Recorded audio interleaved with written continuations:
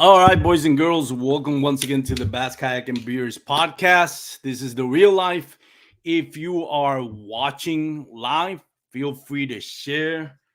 If you're watching on YouTube or Facebook, again, feel free to share, leave a comment, let me know, drop a comment, let me know where you're watching from. And if you happen to be listening to our MP3 format, which this episode airs on Mondays, feel free to give us your 5-star reviews, your thumbs up. If you're listening on Spotify or Apple Podcasts, it really does help out with the growth of the podcast. And I really appreciate it. Lately, we've uptick in listeners, so I appreciate all of you that have connected with us and are starting to listen. If you're new to the show, welcome. This is the real life. We have pretty much 2 episodes a week. I'm the host, your boy Armando, for the real life. And then Daniel Perry, hosts the Advanced Kayak Anglers. That is on Wednesdays. And that one, Dan covers more like tips and tricks, learning on how to for kayak fishing. So go check out Dan's episode. And I do have to apologize. This week, both Dan and I have not been able to kind of put out an episode. If you follow us, if you listen to us, you notice that we lacked an episode on the podcast this week. Both Dan and I started our new jobs. I'm here in Texas, Dan in Alabama. So we've kind of like trying to get situated with everything. So it's been a super busy week. I actually just got on time from work to record this podcast, and actually forgot to get my beer from the fridge. I guess it's too late now, so no cracking open beer. But that's pretty much it for us. I finally got to go fishing with my new work. I went to Jopu Lake, which I wanted to go to a lake where I usually do well, since I haven't gone fishing in a while. And the last couple of times I got skunked. So I ended up going to Jopu Lake. It was tough. I thought I was going to do better. Weather conditions dictated that was going to be a good day, cloudy, overcast, not too hot, not too cold. We're in the middle of a cold front. It was kind of windy, not too windy, but enough to, should get some bites. But I mean, there was a lot of top water activity. I ended up catching like 7 or 8 bass, but most of them in the like to 10-inch range. So, but it was fun. Caught them on jerk baits, caught them on lipless crankbait, but again, not the quality that I was looking for. But hey, day on the water beats pretty much a day anywhere. So yeah, that's it for me. This week we have Dan Wells. He just won the North Texas Kayak Championship at Lake Tawakoni or Tawakoni. I can never. If you guys know how to spell it, shoot me a DM. Let me know how to pronounce it, not spell it. Pronounce it. But anyways, yeah, Lake Tawakoni, it's a lake right next to Lake Fork, which I can never understand. It's like right next to Lake Fork, but whatever reason, it doesn't have, the popularity, and apparently it doesn't have the same amount of bass, of quality bass that Lake Fork has. And I got my little stray cat here doing some, I don't know, doing some video bombing. So anyways, let's bring in Dan Wells to the show, and congratulations on your big win. Dan, how you doing? I'm good, man. How are you, Armando? Pretty good, man. Thank you so much for taking time out of, I know, your hectic week to get on the podcast. I really do appreciate it. And again, congratulations, man, on your big win. How does it feel? Man, it feels good. And thank you for having me, man. My day's done with. I'm at home hanging out, so I got all the time in the world. So thank you for having us on and everybody else with North Texas. It's really cool deal. I appreciate it. No problem. My pleasure, man. This is your first win or in tournament fishing? Have you won other tournaments in whether it's North Texas or national or any other local trails? No, this is my first kayak win.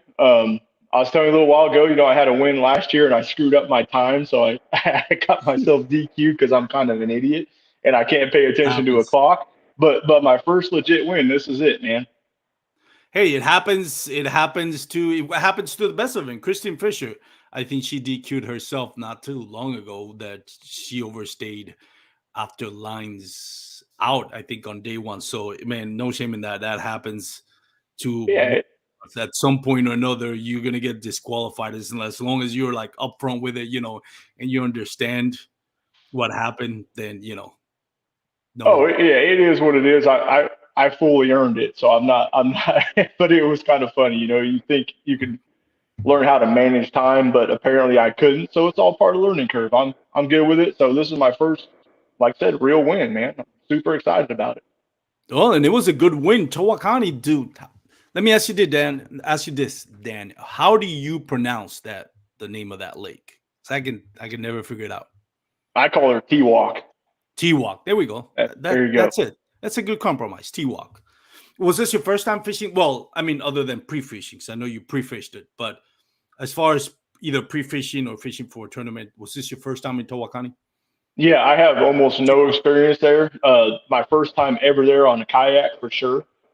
Like we talked about, I went out there and practiced got out there mid morning on Thursday. That was the first time I'd been on it in a kayak. Well, I noticed on your social media accounts you do have a lot of pictures of you on a boat. You told me you sold that boat. So originally you fished out of a boat and now you're fishing out of a kayak. Is that correct? Yeah, I've tournament fished in boats for a long time. Oh, okay.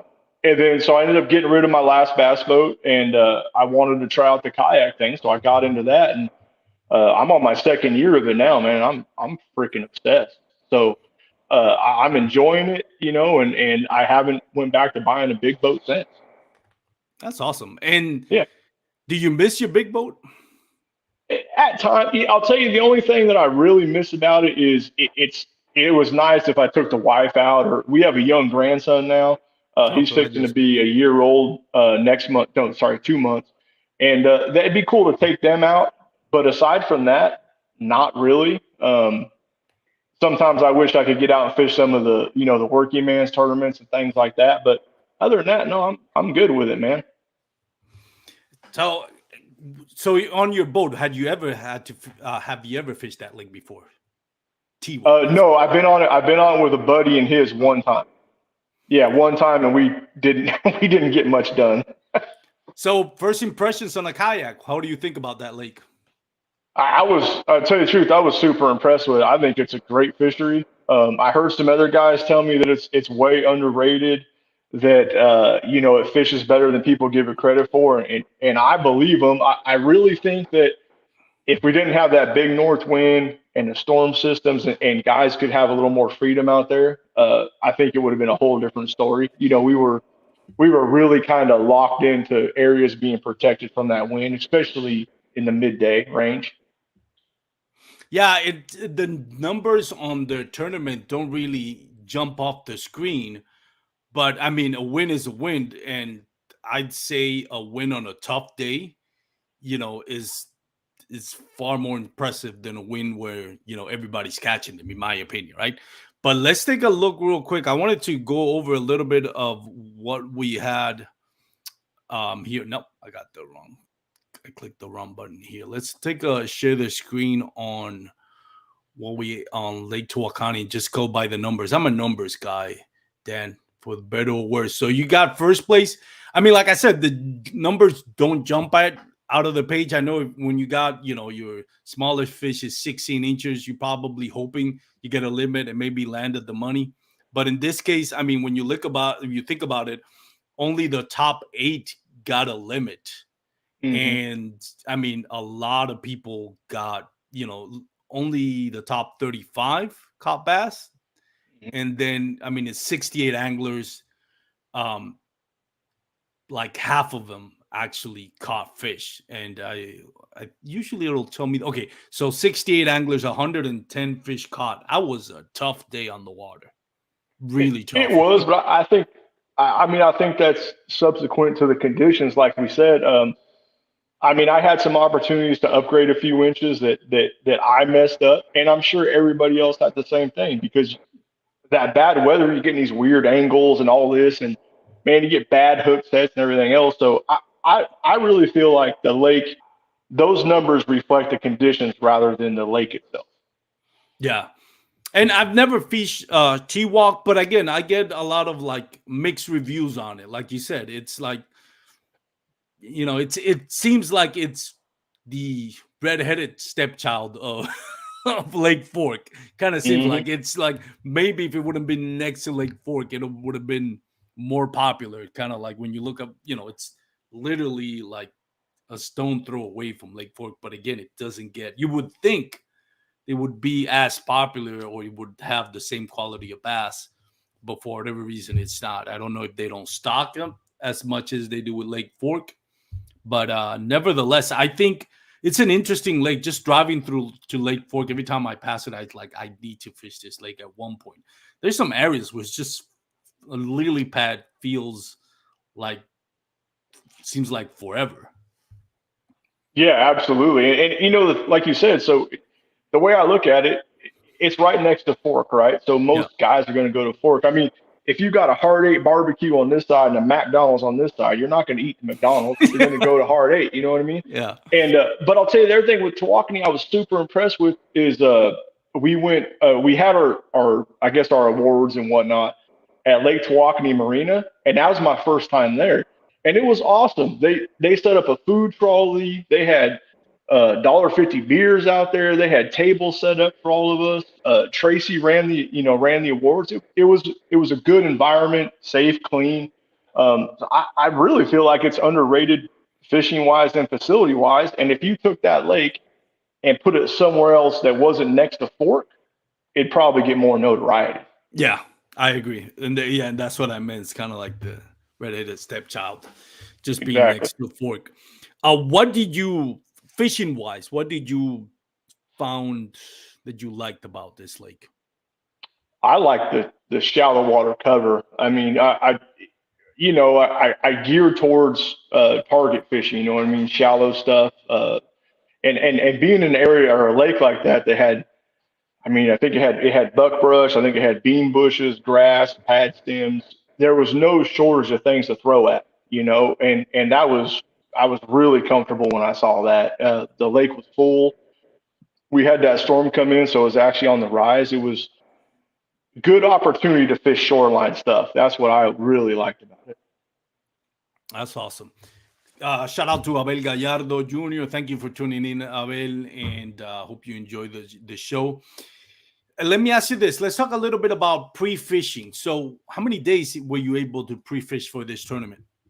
I went out mid morning on Thursday morning, this time of year, and I try to be pretty serious about tournament fishing. So I was able to get some time, and I went out there I got on the water at maybe 10 o'clock on Thursday morning, and I've been paying attention to the weather, so I knew what was coming. So my Thursday, I fished in Rabbit Cove. I actually went out of the Lake Tawakoni Marina and kind of found some stuff I liked. And then on Friday, I went over and fished the Hickory. I think it's called Hickory Creek, Mm, and I fished over there, and I didn't like it at all. So Saturday rolled around with the weather. I went right back to Rabbit Cove. nice. And that's where you fished for the tournament, Rabbit Cove, or did you have to make adjustments? No, sir, I stayed in Rabbit Cove. I mean, with the wind and things, and I'm in a big kayak and I have a motor, but the rather anything short of loading up and relaunching, I really couldn't get out of the mouth of Rabbit Cove, So I kind of focused on what I found in practice up in the back of the main creek drain, and then down at the bottom in another creek arm that I found, or I guess a cove you'd say, you know. But I stayed in there for the whole tournament. Let's talk a little bit about what you found on pre-fishing. So you fish Rabbit Cove. How were you able to find the fish? Like what techniques were you using? What was working? What was not working? So on Thursday when I practiced in there, um, of course, I did some Google Map research and stuff, and it's really kind of a featureless. Like if you get on Navionics or something, it's really kind of a featureless creek. There's not a lot of depth transition and things. I think there's one old pond dam, but there's really not a lot. So I got in there and just started looking for shoreline stuff, and I got lucky. And I went up the main creek drain, and I found some bait grass and water willow and things like that, and they were still on a shad spawn because we had some weather that day. So I could see shad flicking on the bank, and I mean they were right in that water willows, and they were easy to catch on a swim jig. Um, I caught a few fish in there, and I got a little worried. I thought, man, don't lean on them too much. So Yeah. I got out of there and I just was cruising around and I fished some pockets on the way down and I found the second pocket that I fished was, I don't think it has a name, but it'd be the lower one on the right hand side if you're going out. And I went in there and it had several small pockets and drains going back to the main creek drain, and it was full of brush. I didn't find no bank grass, but full of brush, and they were set up. I mean, they were set up on very specific trees and brush inside of there. On Thursday, it was really good. I mean, it was almost one of those days where you could, I don't want to say call your shot, but you knew if you fished these couple bushes, you were going to get bit on Thursday. And I feel the fishing wasn't as good on Saturday, but they definitely were staying in the same kind of general deal. You know what I mean? And the thing that did change the most on Saturday was when I started in the morning, I went up to that bank grass and the shad were spawning. They were on the bank, they were doing their thing, but the bass weren't there. I couldn't get bit on. They may have been there, but I couldn't catch them. So in all reality, my starting spot up there is I only caught 2 fish on a swim jig before I went down and bailed out to that creek on the bottom. Yeah, it's interesting when I recently found out what it meant when people say there's too much bait fish, right? Like, there's always that match the hatch, and then there's people tell you, so throw something that stands out, and you're like, well, which one is it? But I was fishing on what is that lake? Oh my God, Mineral Well State Park. And I finally figured out what they mean when they say too much bait fish. Like, I was in a pocket where I was just surrounded by, I mean, there was bait fish everywhere. It was interesting because you would actually see bass coming up with their gulping mouth open and just annihilate balls of bait fish, because I mean, it was literally everywhere. You could actually see them, the water clarity. It looked like one of those nature documentaries where you see the whale coming up and getting all this. It literally looked like that. Not to say that the bass were that big, but it was one of those things where no matter how much I tried to replicate the bait fish, they weren't interesting. Like, why would you go out? Why would a bass go out, for a bait or lure when there's that much bait fish? Do you feel like that's what contributed when you talk about spawning shad? I mean, those when they spawn, I mean, they'll cover a whole, shoreline, Mm-hmm. and they're just there. Do you think that contribute to the fact that you're saying, okay, well, maybe there were too much bait fish, maybe my bait is not standing out? I really don't have a good answer for that. I have my guess, and what I think was I noticed the only things that changed up there in the back of that creek were we had more watercolor, obviously from the rain the night before coming down. The water temperature was actually up 1 degree in the morning, and the shad were still up there on that bank grass. I I've never been a believer in like thunderstorms and lightning and everything affecting fish, but I don't have a better answer for it. I mean, that morning they were not up in that grass eating those shad. The shad were there, the water temp was good, little more color, but the bass weren't feeding. And I mean, it was clear as day. Everything was right except no fish there, no bass there. So I don't want to say it was the scenario of there was too much bait there to where I couldn't get bit. I think it was some form of conditional change, backed them off or just had them in a negative mood. I'm not real sure. And as a matter of fact, it was. I think we went lines in at like 6:30 or something. I think maybe it was 7. I can't remember. But it was literally I think like 8 o'clock or so before I got bit in some bank grass that was a little further down the creek that was still in some little bit cleaner water. Like that dirty water hadn't came out of that creek yet and covered and dirtied it up back there. And I got 2 bites there, but it was not like it was on Thursday. And the only thing I can think of, it was a condition change. Did That was you? it. How many bass did you caught on Thursday? I I'd say I probably caught 12 to 15 and then really laid off them. Then I mean Yeah. then I even quit. I quit even pitching and throwing a frog at those targets. I stopped because I mean I like to set the hook, man. I don't. I know. It's I hate I, shaking them off. I was listening to Rolando Nandin, one of the best anglers you have in Texas. He was on that Hmm. podcast in Austin, Unpack Yakking, I think the name of it, and he was kind of explaining what he does, which I've actually fished with Rolando Nandin on the Hobie BOS tournaments, and I've seen him where he just literally like I don't the willpower not to set a hook when you got a big bite. He's just like, oh, okay, let me shook him off. And it doesn't. Sometimes he doesn't even have a hook. He just has that like keeper. Like a hitchhiker, right? Yeah, and just it's. I don't know how you. I mean, we all want to want to catch fish even on pre-fishing. So it's very interesting how some anglers, and obviously Ronaldo Nadine is one of the most successful at it, just have that will to say, I'm just gonna stay off. Okay, I got one bite, or I can feel the bite. I'm not gonna set the hook. I'm just gonna let it go and come back. Hmm. To me, that takes a lot of willpower, to be honest with you. Hard, bud. It's hard. And so typically if I feel like I found an area and I think like, man, it could, this could play, um, I'll just leave the area and then I'll go someplace. I'll keep fishing so I can keep on catching them. But with, like I say, with the wind and the weather, this wasn't that event. So Yeah. so at a certain point, I just stopped. And sometimes I'll even cut a hook or whatever the case might be. But yeah, I have a hard time not swinging. I mean, I have a hard time. I don't blame you. So on tournament day, what was the bait that was working for you? In the morning when I was trying to catch those fish up in that the water willow, I was throwing a swim jig. It was an 8 ounce, basically a white chartreuse swim jig, and I had a white speed crawl in the back of it. That's what I was trying to catch the shad spawn fish on. And like I said, I caught two. But when I came down, everything else I measured that day was on a small 4 inch Berkeley creature bait, green pumpkin, just pretty standard stuff.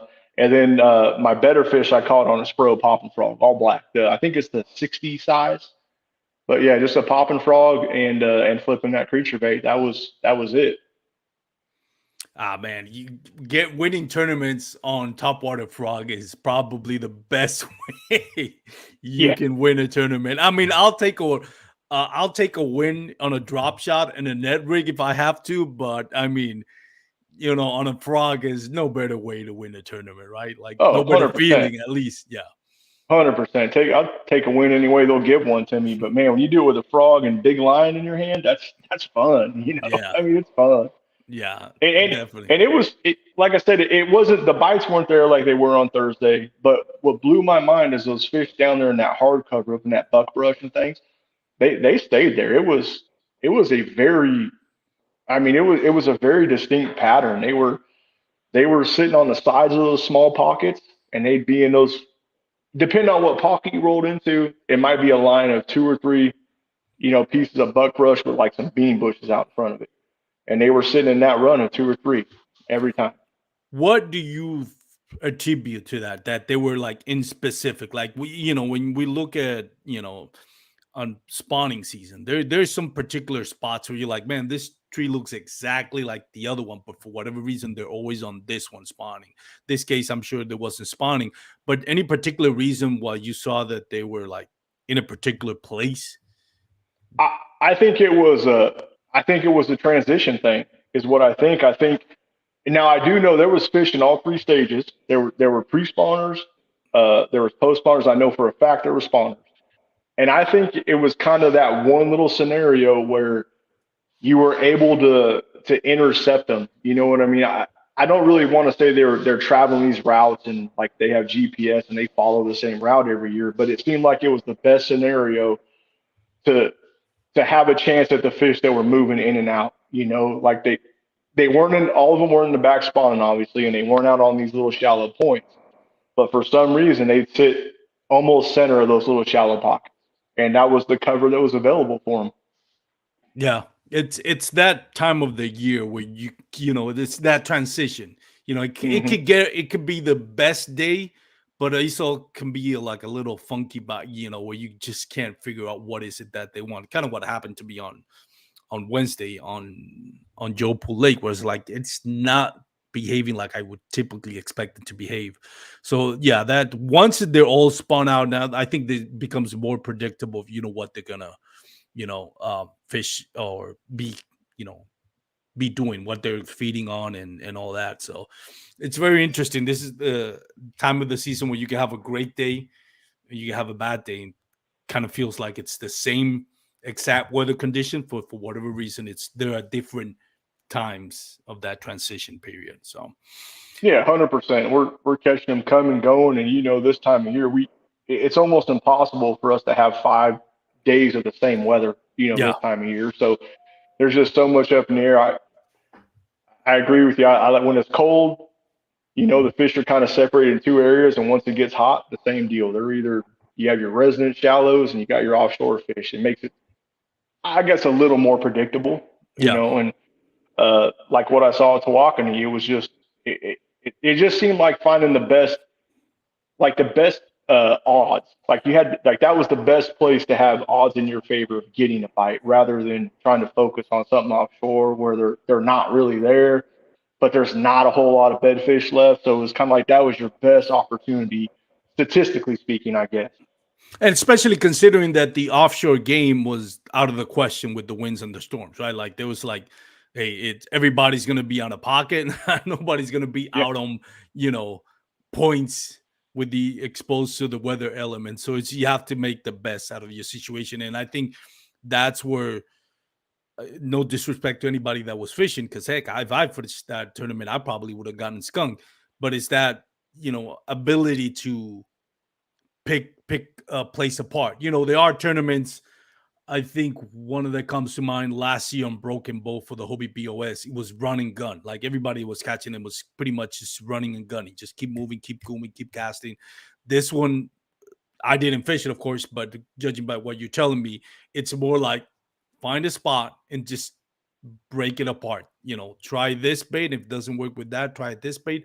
But you're really constricted to one area due to the elements. Do you feel that that's what transpired?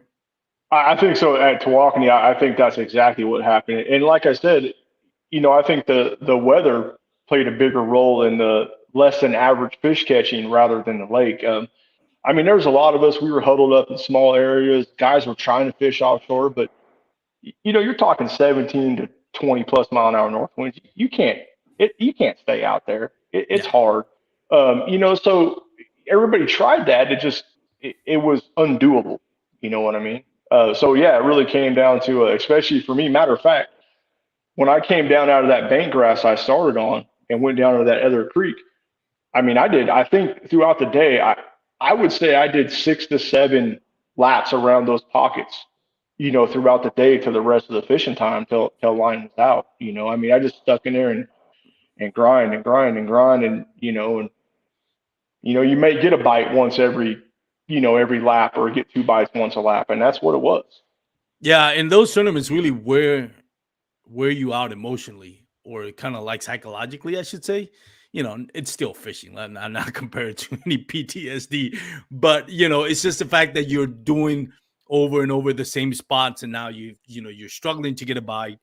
You're getting maybe one bite every an hour and a half, 2 hours, and now you gotta be creative because you really, like you said, going over the same spot, and I can catch it on this. And what do I do? Do I throw the same bait with a different color? Do I throw a completely different bait? Do I switch from power fishing to finesse fishing? Do I wait them out until they actually get active and start fishing? There's a lot that goes on, and it really works on you mentally, trying to going over the same place. Whereas if you got more open water and you're able to move around the lake, then you kind of like distract yourself with like, okay, well, let's just move to another spot and just keep casting, Mhm. kind of running and gunning. So it's definitely is a very different approach. And some anglers, maybe some of the best, will struggle with that scenario more than others, if that Yeah, makes you're sense. 100% right. And the thing I try, and I was talking to some kids about this on Saturday, or not kids, younger guys, and man, like I said, when you're in one of those kind of like grinders and it's mental, it's the whole thing. You're trying to stay focused on each cast. So when you do get bit, you need to capitalize on that bite. And like if you're like me, I start thinking about work or trucks or looking at butterflies or something, and next thing you know, Yeah. I'm missing. I miss a bite, and It's Yeah. hard, just like you said, it's hard to stay mentally focused on every cast. It's rough to do, but it's I guess it's what you have to do, really. Yeah. You have to pay more attention to it.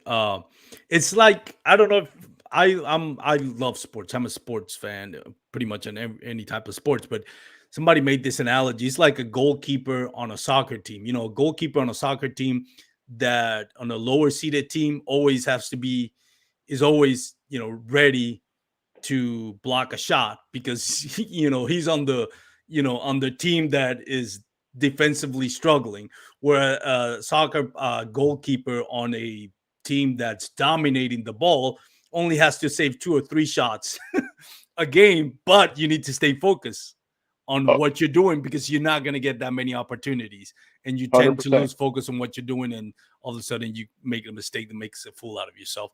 And in bass fishing is no different. When you're like struggling to get bites, if you're not focused on it, you are going to miss the next subtle bite or take that half second more to set the hook, and that's what costs you to lose. Whereas if you're always constantly getting bites, even on big bites, you always with the expectation that the next cast is the one that's going to catch a big fish. So you're always kind of prepared mentally and active. You're running on adrenaline pretty Hmm. much.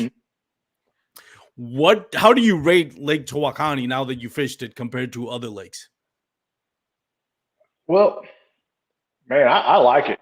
I mean, obviously, I won an event there, so it's like I Yeah. really enjoy it. But not for that. Like I said, being a predominantly shallow water fishery, um, I saw some big fish in there. I caught a real good one on Thursday, and I had an opportunity to good one on Saturday. So I mean, that quality's there. Again, not fort quality, but we're talking like 5 to 7 pound fish. They're there. You know, um, I like it. I really enjoyed it. So if I had to rate it, I mean, man, I'd say it's like a 6 to 7. It's You not bad. know, I enjoyed it, and the thing too is like I said, the marina was great. I stayed at a little RV camp. I think it was called Wind Point. I think up anyway wherever that was. Man, the people were great there. The room was great.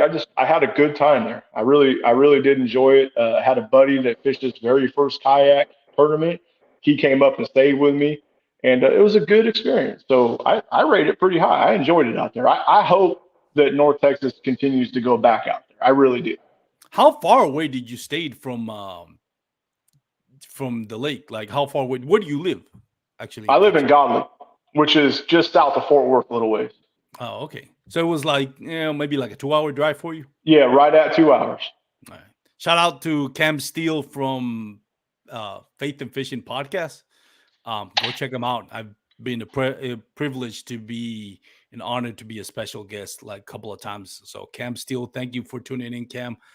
Um, Go give them a follow on their social media and their podcast. Very good podcast as well. What's your favorite lake here in Texas, Dan? I mean, I'm real biased to my little local lake, which is Cleburne, Pat Cleburne. Just got to spend so much time on it, and it fishes real good for me. But I mean, it's hard to get away from Fork, Rayburn, Toledo. Uh, I never go out to Ivy and get involved in all that kind of mess right now. Choke's a great one. Hey, I don't know if I have a favorite. I really don't. I enjoy all of them. I haven't fished Pat Cleburne. Now, I was watching YouTube videos on it, and if correct me if I'm wrong, don't they have tilapia on that lake? Not on Cleburne. You're probably thinking of Squaw Creek, which is up here in Granbury. It's the Power Plant Lake. Oh, yeah. Now that place is overrun. It's the only lake I've ever been to where at one time, if you caught a tilapia, it was mandatory you killed that fish, dispose of it properly, throw it in the trash can, take it home, eat it, whatever you want. Why does that lake have tilapia? It's overrun. It's been shut down and opened up so many times.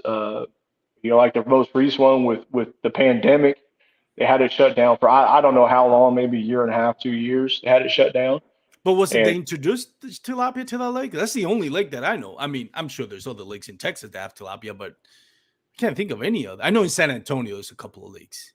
right up here is the only one I know of around here. I mean, I don't know the history about it, but I'm assuming they got obviously introduced at one point, and I mean they flourish, and Interesting. it's like watching it's like watching bait balls and shad running the banks, except they're 16-inch tilapia. It's unbelievable. Squaw Creek, I think I had a buddy of mine that was visiting from, actually lived here for a couple of weeks from New York, Caleb Conrad. I've never fished it. Now I think you have to pay, like, it's a private lake, but you can pay $25 to go in or something like that. It's a power plant lake, I think, or something like that. And, Yes, sir. Power plant lake, privately owned by, I think, Luminant. I may screw that up, but by a power company, and they have a pretty steep fee to get into it. But yeah, $25, something like that. Yeah. In the wintertime around here, man, it's you ride out there in December and it's 67 degrees or something, so it always fishes good. Yeah, I heard it's really good lake. Yeah. So I wish that would happen to Fairfield. I think it's about to finally officially close or something like that. I know it's used to be a power plant lake, and now it's being sold to a gated community, or it's going to be developed to gated community, which is a shame. I really think I get so upset listening to that. I think any state park, if you're gonna sell the land, there has to be a stipulation where they cannot block the access to the lake. They should have some way, or gate, even if it's gated, that'll give visitors a chance to still be able to fish that lake. I don't see any reason why any lake should be off limits. Of course, we're not talking about a private pond and for on a ranch, for cattle. But lakes like that, I agree with you. It's a shame. And I never spent much time on Fairfield, but I know a lot of guys that was their home lake. They loved it down there. That's where they went. I hear a lot of stuff back and forth, so I'm not going to guess on what's right or wrong. I hear one side that the state's put money in now, so they're going to keep it open. And I hear somebody else telling me that it's going to be closed. I really have no idea, but I agree with you. It's terrible losing a fishery like that. Yeah, it is, and hopefully it's the last one. There's another lake up here north of Fort Worth or Dallas that I always on Google search try to look for lakes. I don't remember the name of it, but it seems like a nice lake, but it's completely gated community. Unless you live there, you can't fish it. But I mean, it is what it is. What can we do? But Dan, again, appreciate you taking the time. I wanted to ask you, what's your experience with the North Texas Kayak Championship? Have you fished other tournaments, and how does North Texas Kayak Championship compare to other tournaments? Would you recommend it? Oh, 100%. And I have a lot of reasons why. So last year was my first year in a kayak tournament. So of course I look up, what's local, and I wanted to fish a competitive big circuit. So I found North Texas, started fishing it, enjoyed it, man. I like the whole environment. I really enjoyed Tracy and Duke. They put on a great event. I like hanging out after the tournament's over and meeting new people. It's fun when you can meet new people that are like-minded and share the same hobbies. I have a blast doing it, I mean, the numbers are good. The payout's good. It's run professionally. The raffles at these things, I mean, the prices they give out in raffles is unbelievable. Yes. At every tournament. So, I mean, I don't have a bad thing to say about it, really. No. This year, and really my only experience was fishing the North Texas Kayak Championship last year. And like I said, I fished some of Jeff White's Sunday's Derbies because he's a really good guy and he has a good event on Sunday. So that was my only experience until this year. I fished my first Hobie Series on Caddo, got my butt whipped, but I wanted to get a taste of that national competition. And then right back to North Texas this year. So I think it's great. I really do. I don't have a bad thing to say about it. And I meet so many guys who are been competitively kayak fishing for, over a decade. And then, like I said, even at the last tournament on Saturday, or I guess a couple Saturdays ago, whenever it was, I met a couple of younger guys. This was their first year too. And they were talking and hanging out with everybody. And it was great, man. I don't have anything negative to say. I really don't. I agree. Have you fished the Lone Star Throwdown before, and you plan on fishing it this year? I did. So last year, yeah, that was a good one. Yeah. So I fished the Throwdown last year. Was my first time ever fishing it, obviously. and I had a ball, man. Yeah, I had a blast. I had a good event too. I had a good event finish wise. I had the cookout on, what was it, on Friday night with the yeah, barbecue and everything, man. It was awesome.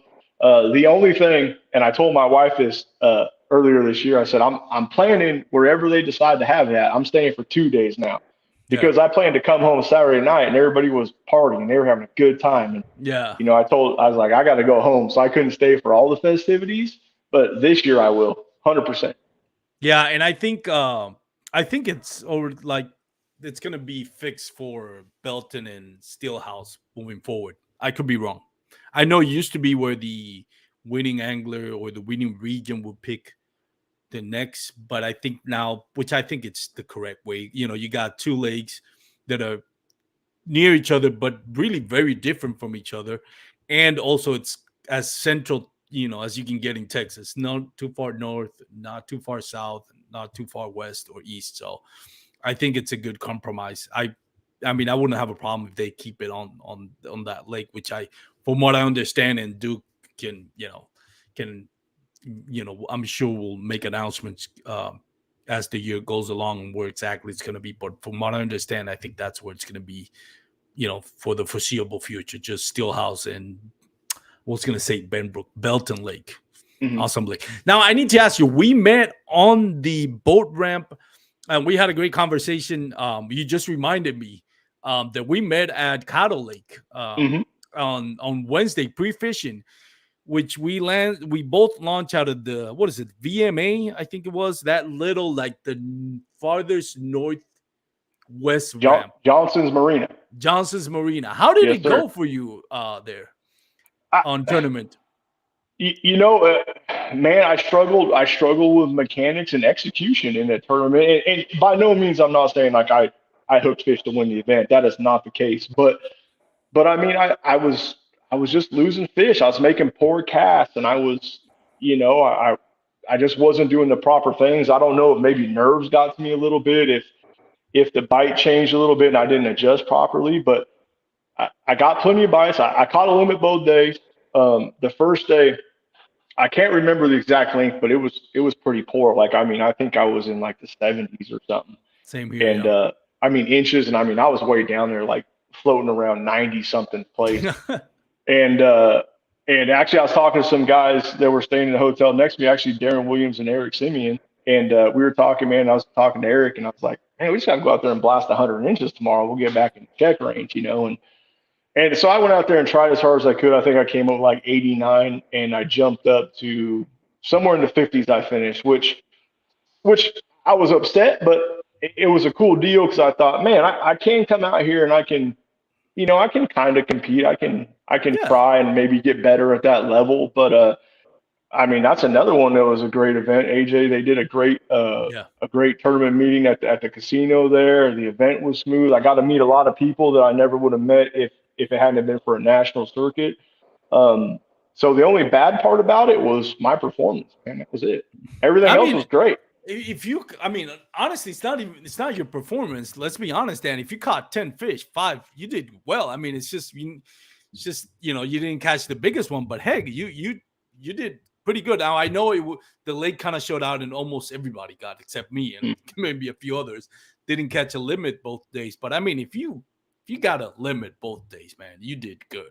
I mean, it just wasn't the biggest. You can't control how, to a certain degree, right? You can't control how, which fish are gonna bite, but just the fact that you got 10. I mean, that pat on your shoulder, man. It was it was not. I wouldn't say it was a tough event.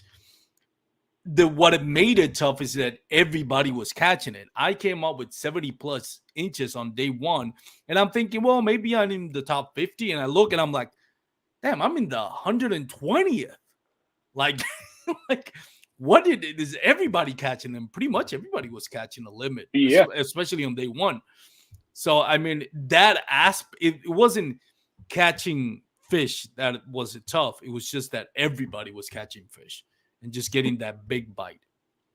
What it was tough, I think, was I took so Friday. I just got fed up with trying to find a way to skip consistently. Like, but it's one thing if I can put a reel that I'm, casting under dog. Maybe that was the one cast out of 100 that I got right. And it really challenged my technique. Friday, the first 4 hours of me pre-fishing on Friday was just me anchored in a wide open area, just skipping, just practicing my skipping. I wasn't even skipping at trees because at that point I'm getting frustrated every time I get it caught on something. So I'm just gonna cast in wide open areas and just work on watching that bait skip. And that helped me on day 2. But I think that was tough, just you really had to be dialed in into being able to cast precisely on that cattle lake. Oh, absolutely. You, Yeah. you go out there just like you said. You have to bring a whole different skill set out there. Yeah. You know what I mean? You have to bring those tools with you to be able to skip whatever bait you choose to throw. But I mean, you dang near got to skip everything out there. Yeah. It's unbelievable, and that makes it tough. And I'll tell you one of the coolest things about that event was getting done with it, coming home and listen to Rolando do the podcast, On with jerk you and bait. KBN. Well, no, this is what I took away from it, man. I thought, because I've always like the forward facing sonar gig and all that. Yeah. I'm like, okay, I get it. I understand it a little bit, but do I really need it on my kayak? And I thought, how am I going to be effective with it? And then you go out there to a fishery like that, and Rolando does what he did to us with it.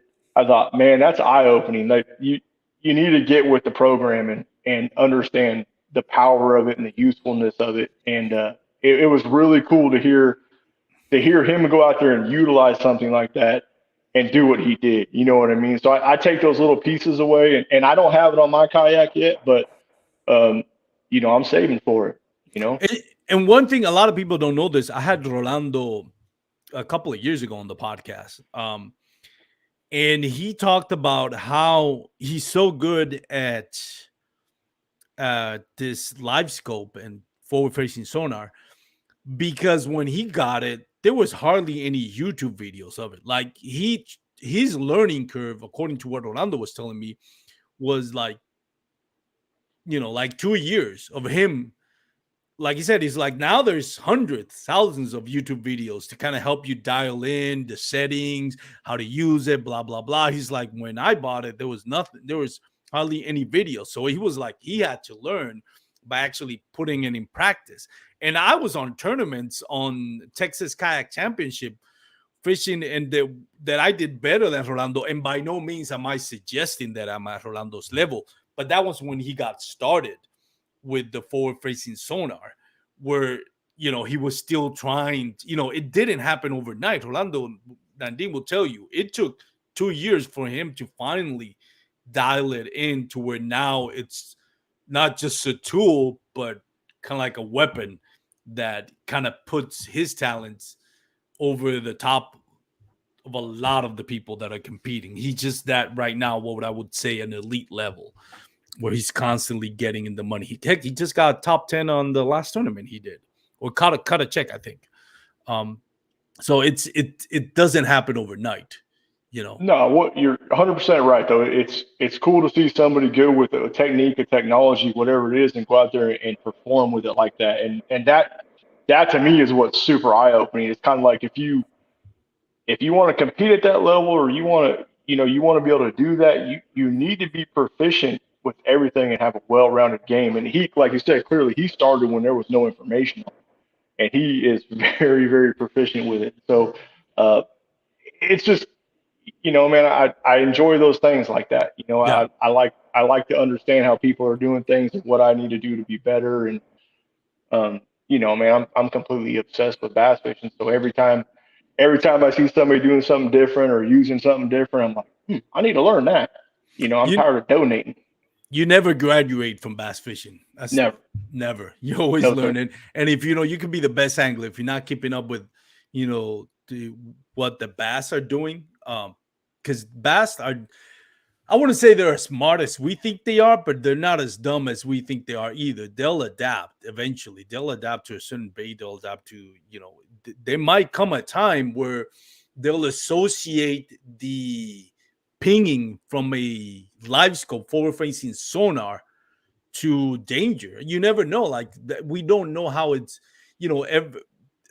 just animals in general, have these traits of what they see and experience over time, and that's kind of handed down from Hmm. generation to generation. Like, I mean, like maybe some types of animals can distinguish some types of venomous snakes by their color, kind of thing. And I know I'm diving, going down a rabbit hole here, but what I'm trying to explain is like there may be a time where bass are just get accustomed, or maybe a particular lake that it's like Lake Fork that's bombarded with forward-facing sonar. There might come a time where those bass are gonna realize, okay, this loud pinging sound means trouble, and therefore I'm not, eating as much. You never I, know how this is gonna affect eventually. no, and I'm interested to see. I mean, that's a lot of talk right now, and Yeah. like like if you follow like Elite Series and MLS stuff, a lot of guys are having that conversation, and I try and look at it like the nuts and bolts are. I mean, they have to eat, reproduce, and survive. Like Yeah. that's what their purpose on in this world is. So I mean, if they know that every time they hear something, they get a piece of metal run through their mouth, I think they're going to eventually get smart to it. I don't know. I could be wrong, but Yeah. um, I mean, I would think that they would adapt. I don't know. But I know as of right now, uh, like I said, again, seeing what Rolando did out at Caddo, that was impressive. Yeah. That was It very was. impressive.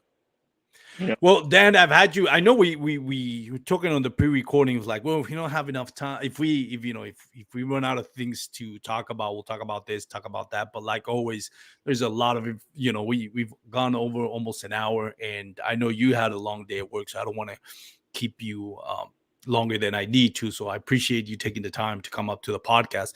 I wanted to give you. I know you're in the lawn care business. I want to give you a chance to shout out your company, what you do for a living. Where can people following your social media? If there are people that are looking for lawn care contractors, where can they reach you out? And whoever you want to thank, if there's any companies that sponsor you or family members that Mhm. support you, go feel free. The floor is yours, man. Yeah. Number one is my wife. I mean, she is really good about tolerating my bass fishing obsession. You know what I mean? Between the tournaments, travel, and the thousands of hours of YouTube I watch on the couch, like I'm very blessed in that manner. Very, very much so. I don't really have sponsors or anything like that. I would like to shout out the guys at rbbass.net, run a website. They're a group of guys that put out content and videos and tips and techniques, and it's a good platform, man. I've watched their stuff for a lot of years and used their discounts and all that kind of thing. So they do a really good job. Other than that, that's really all I got, man. And yeah, I am in the lawn care business. I mean, that's what I do. I mow grass and try to catch bass. That's all pretty much I do. But it's John Cole Lawn Care, man. We have Facebook, and anybody can get a hold of me through Messenger or a phone call. If I can help somebody, I will. What areas do you generally, serve, provide service at? We typically stay in Johnson County and going south. We're more of like a commercial based kind of business. So we specialize in kind of larger property kind of things, but we go all the way from actually from Blum Whitney area all the way up to Wichita Falls for some of our bigger clients. So um, I mean, we'll travel anywhere if the money's right, you know. Definitely. And yeah, man. So I appreciate again for taking the time out to, uh, and that's again for those that are watching. Did I spell that right? John Co Lawn Care. Yeah, we just don't have a space between the John and the Go. It's supposed to be short for Johnson County, All right, and cool. man, I get called John like 5 times a week. I probably should have thought about that more before I named it that. Um, so anyway, but yeah, if we can help with somebody for anything, we're happy to. And they can reach you on if they want to email you, John Co Lawn Care at gmail.com, correct? Yep. Yeah. If they need something, like I said, they can get a hold of me that way, or by all means call or just hit me up on Messenger, I guess. Definitely. Dan, thank you so much for taking the time. Congratulations again. What's any local? Well, first of all, locally, what's your next trail? I don't. I'll tell you what. I don't have much going till we got North Texas up on Texoma next Yeah. weekend, so I'm already getting ready for that. I really want to go fish Jeff Steele on Sunday out on Tawakoni, but my honey-do list is getting pretty long, so I better stay home for a weekend. Other than that, I don't know. I may try and get out to PK for the bass event, Yeah. or I think more realistically, I'm probably going to try to go out to Rayburn for that last Yeah. Hobie of the year. I think that's probably where I'll end up, and I'm pretty focused on North Texas right now with that AOI race. That's kind of my goal.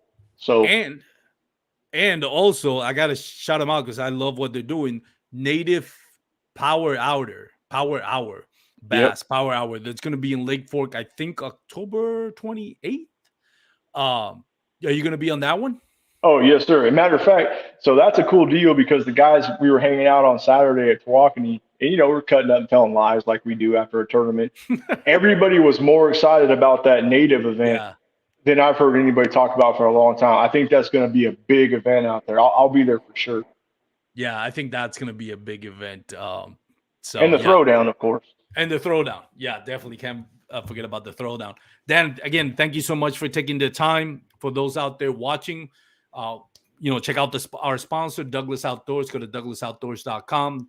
Check out the full lineup of LRS, X Matrix, and award-winning fly fishing rods.